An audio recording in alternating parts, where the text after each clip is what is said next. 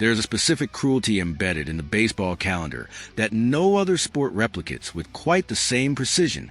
You can spend years building the right path, executing every step with surgical accuracy, and then a single moment of impact on a Florida training ground rewrites months of institutional planning in the span of a few seconds. That is exactly what happened to Keaton Anthony.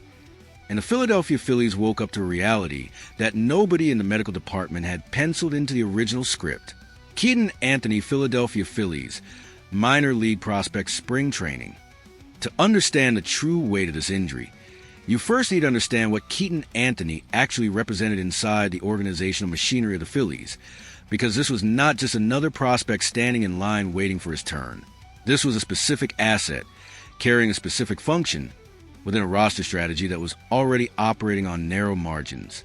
Look at the numbers, and you immediately understand why Dave Dombrowski had his eyes locked on this kid.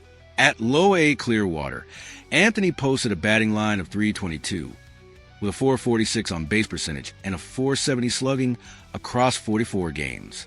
He earned the promotion. At high A Jersey Shore, he elevated his batting average to .356 and kept his OPS above .900. He then received a second promotion within the same season, something the organization itself acknowledges as rare for a player in his first full year of professional baseball. Minor League Baseball Prospect Development Statistics Board. That kind of ascent is not an accident. It is evidence of a bat with genuine adjustment capacity, of a player who reads the evolution of pitching and responds before pitchers can adapt to him. An exit velocity of 91.5 miles per hour combined with a contact rate of 83% tells a very specific story. This is not a raw power hitter trying to drag every pitch into the seats. This is a contact-oriented hitter who uses the gaps, distributes the ball to both fields, and carries the offensive maturity of a player with considerably more experience than his age suggests. Baseball batting mechanics contact hitting approach two-way hitter. And then comes a movable wall of reality. The foot fracture, the walking boot, the timeline that dissolves overnight. The first impact is the most visible and the easiest to quantify.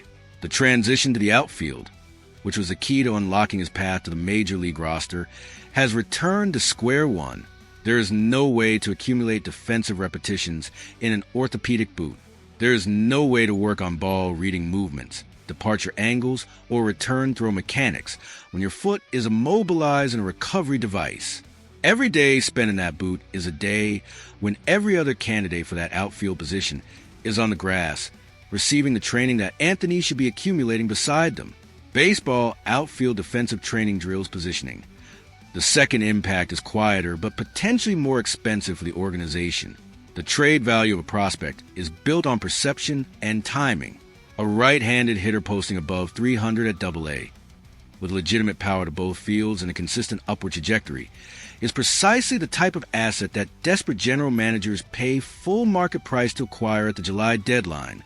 That mid-season trade market is real, and it operates with considerable financial aggression. But that market does not pay full price for assets in medical recovery.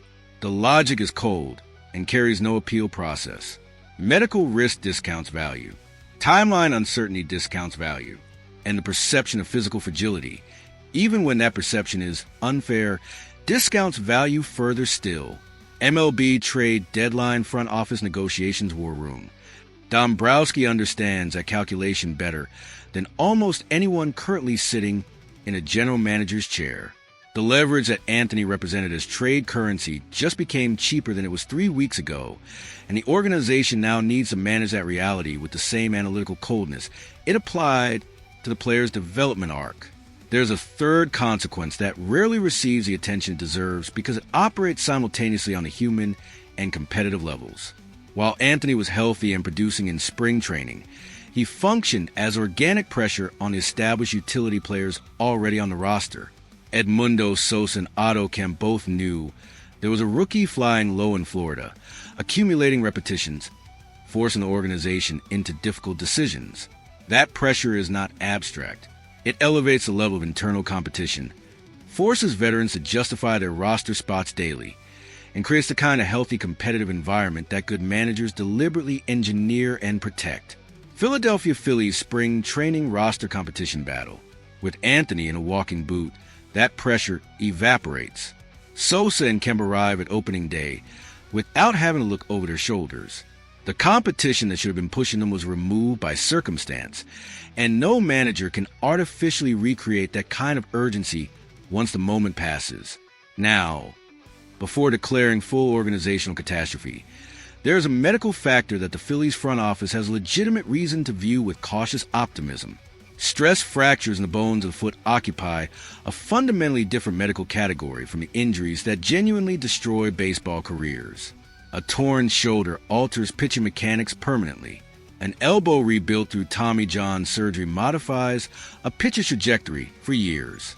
A foot fracture, in most cases, consolidates without leaving the structural scars that affect the swing, the stance in the batter's box, or the cognitive capacity to read the game. The recovery is a physical and scheduling challenge, not a question about whether the player who returns will still be the same player who walked through the door. Baseball medical recovery, foot fracture rehabilitation training room. That does not eliminate the problem, but it defines its boundaries. And in a context where the real question is not whether Anthony will return, but whether he will return in time to be relevant to the 2026 organizational plan. That distinction carries significant weight. What Dombrowski needs to manage now is fundamentally a bridge problem, a short-term solution that keeps offensive depth stable while the primary asset recovers. The free agent market still carries pieces built for exactly this kind of support function, veterans who understand their complementary role, who are not arriving at spring training imagining they're competing for an October lineup spot, but who fill the production void with enough reliability to avoid creating problems larger than the injury already created. Philadelphia Phillies roster depth outfield veteran options. The broader lesson here extends well beyond Keaton Anthony as an individual. The lesson is about the fragility of any plan that depends on a single entry point functioning correctly for the entire architecture to hold. The Phillies build a strategy around this player's dual utility, his capacity to solve two problems simultaneously, the offensive depth gap and the outfield defensive deficiency. When that single entry point fractured, both problems resurface at the same moment, now demanding separate solutions where before there had been one elegant and integrated answer.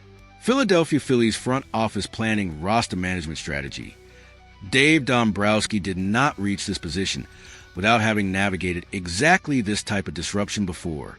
The question is never whether he will respond. The question is the speed and quality of the response, and whether the organization can protect Anthony's long-term asset value while managing the immediate organizational impact of his absence in the short term. Baseball operations at the highest level carry a principle that the best executives repeat in moments precisely like this one. You do not control what fractures. You control what you build after the cast comes off. Now I want to hear directly from you, because this debate has real stakes for how you evaluate this franchise heading into 2026. Does Anthony's injury fundamentally change the outfield equation for the Phillies this season? Or does the organization carry enough system depth to absorb this blow without moving aggressively in the transfer market? And if Dombrowski decides to pursue a short-term veteran solution, what specific player profile are you targeting?